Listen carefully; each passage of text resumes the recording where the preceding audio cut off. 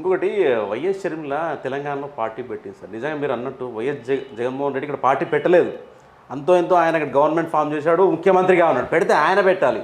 కానీ వైఎస్ షర్మిల నిజంగా అంతకుముందు తెలంగాణలో తిరిగిన వ్యక్తి కాదు, అంత చరిష్మా లేని వ్యక్తి, కానీ తెలంగాణలో పార్టీ పెట్టింది. నిజంగా ఆ పార్టీ నిలబడుతుందని మీరు భావిస్తున్నారా? నిలబడినా నిలబడిపోయినా అది ఎవరికి అవసరం లేదండి. ఓన్లీ ఆస్తులు కాపాడుకోవడం మొదటిది.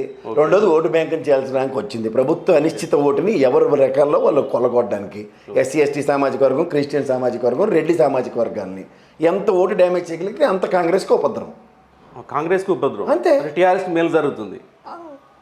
అంటే ఓటు బ్యాంకు చీల్చడానికి ఇప్పుడు ఎవరికి ఉపయోగపడుతుంది, ఎవరికి నష్టపడుతుందని కాదు, ప్రైమరీగా కాంగ్రెస్ ఓటు బ్యాంకు గండిపడుతుంది సార్. అంటే రెడ్డికి సామాజిక ఓట్లు అంతకు మించి ఇంకేమీ లేదు. వీళ్ళ ఇంకొక మోటో లేదు, ఇంకొక ఎజెండా ఉండదు.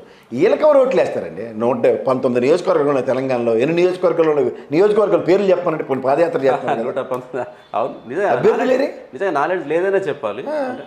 అంటే ఎవరికి ఉంటుందండి తెలంగాణ మీద పూర్తి పట్టు అవగాహన ఉండకుండా నీ రాజకీయ ప్రస్థానం కోసం, నీ ఉనికి కోసం, మీకు మీరు స్వార్థ ప్రయోజనాల కోసం పార్టీలు పెట్టుకుని ఎవరు కొందరిస్తారు మీరు? ప్రజాక్షేత్రంలో రేపు తేటతెల్లం అవుతుంది. ఆవిడ ఇప్పుడు ఒక పార్టీ దేనికి పెడతారండి?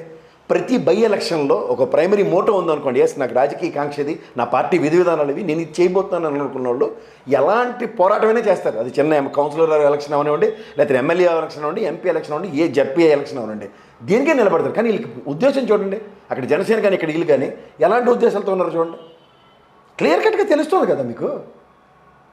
ఇవన్నీ హాస్యాస్పదంగా ఉంటాయండి. కొన్ని అనవసరంగా చర్చించి లేని వాళ్ళకి పెద్ద ఉనికిని క్రియేట్ చేస్తున్నారు మాధ్యమాల త్రూగా.